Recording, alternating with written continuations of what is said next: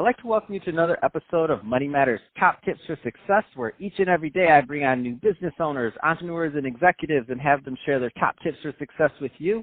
My name is Adam Torres. You can follow me on Instagram at AskAdamTorres. Keep up with my book releases, book tour schedule, signings, all that other good stuff. Always love to connect with you there. And as always, if you'd like to apply to become a co-author of one of my upcoming books, just head on over to the website, moneymatterstoptips.com, and click on Become an Author to apply. All right, so today I have Alissa Todd on the line, and she is a wealth advisor over at the Wealth Consulting Group, and this is a very special reunion 2020 episode. What is that? That's when I bring on a guest that I had on in the past, and I liked him so much I had to bring him on back. So Alissa, welcome back to the show. Thanks so much for having me again, Adam. I'm so excited to be here. Oh, my gosh. So I've been watching you. I've been watching kind of your progress in the business, all the great clients you help, and I'm excited to get into all of that, and especially how you're helping business owners. But before we do that, we have a lot of new listeners. I don't want to assume that everybody caught the first episode, the new listeners, that is. So let's just start off with a general overview. Tell us a little bit more about the Wealth Consulting Group. Yeah, absolutely. So at the Wealth Consulting Group, we focus on comprehensive financial planning and investment management with a special focus on sustainable investing. And we primarily help different business owners and families as well. And we are largely all over the West Coast. Awesome. So let's see. I want to get into some of the types of clients you help. So I know you have a pretty defined niche, and you help millennial business owners that are ambitious and kind of building their assets and their businesses.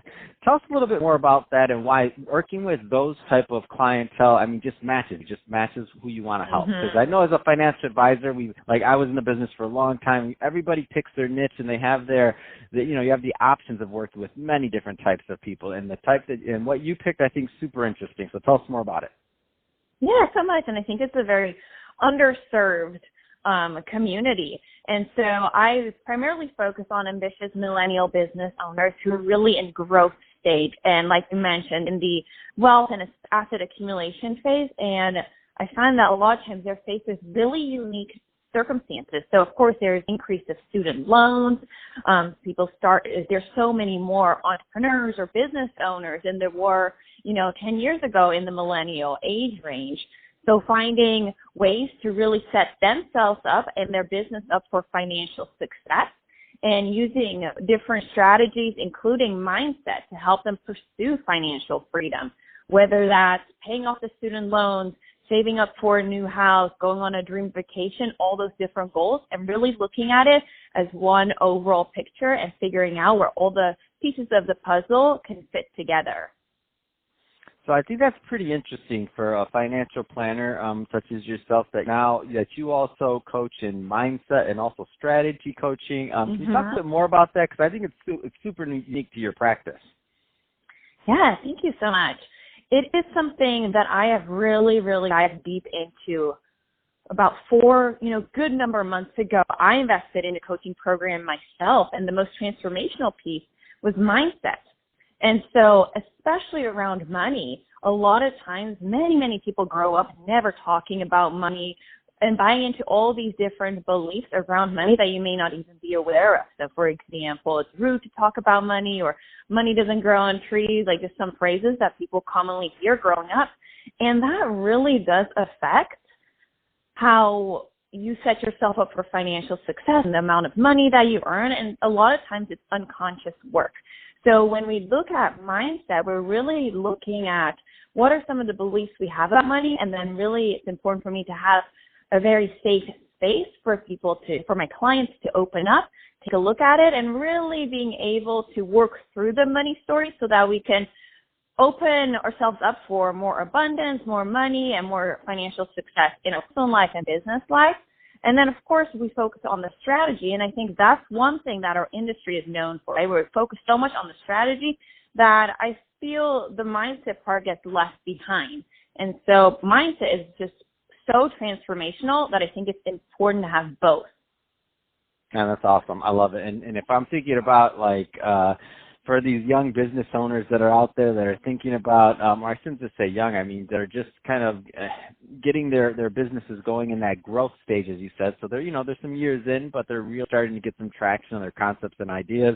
When things start moving fast, to have an advisor that that speaks the language of strategy, obviously on the money side, but also that speaks the of mindset and the other part of it, I think that's just super invaluable because bottom line is both of them, the more money you're making, the more success you're having, you're going to have some challenges on both sides. It's just a natural progression of growth, in my opinion. Thank you so much. I 100% agree. So in terms of areas and geographies, tell us a little bit more about, the areas of clients you work with. So I know you were millennial business owners. Okay, got that. Are there any particular niches within business owners or geographies? You work with people in California. You work with people nationwide. I mean, give us a little bit more on that. Yeah, of course. Well, now with Zoom and all other technology, we're not really bounded geographically. So I'm located in California, but I have clients all over the country. So it's really been nice with, through social media, through things like Zoom, to be able to have a close relationship with clients that might not even be in San Diego. What are some of the things that people should be these young business owners should be thinking about, going into a new 2020 year, new decade, right? All that good stuff. What are some of the things that they should have front of mind on their to-do list? Yeah, great question. So one thing that I always like to stress is that your business should really be a vessel to pursue all the things that you want in your personal life, right? So really putting on your CEO hat and understanding that you need to run your business and not let the business run you.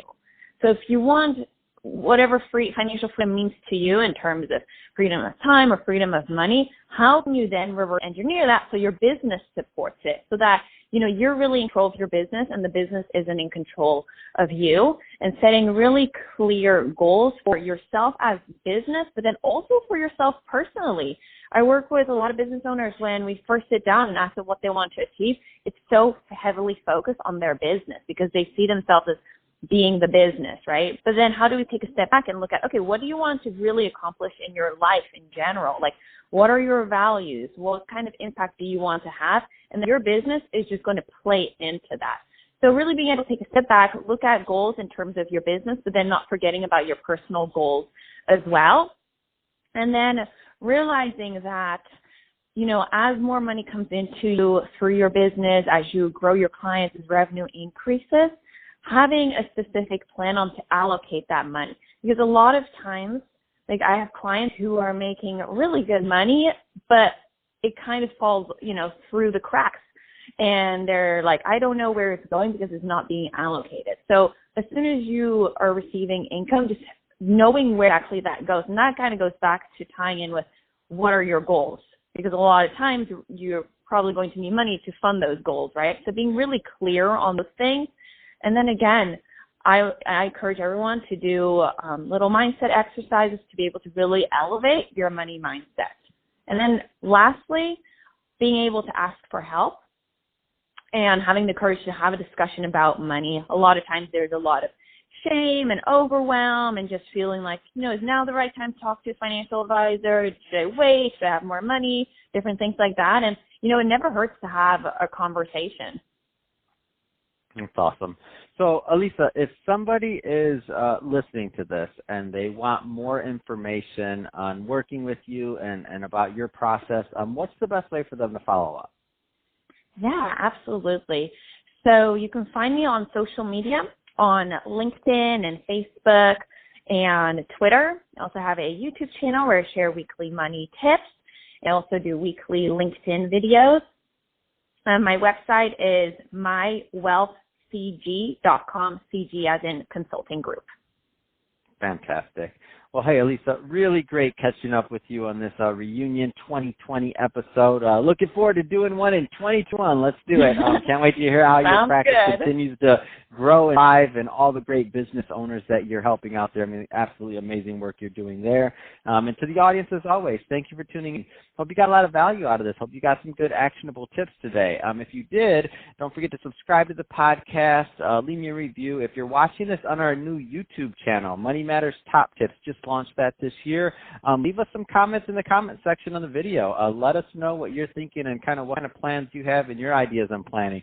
Don't worry, I'm not going to answer those. I'm going to make Alissa answer those. We're going to forward that work for her to do. Sign her up for that work. And Alissa, thank you again for coming to the show. Really appreciate it. Thank you.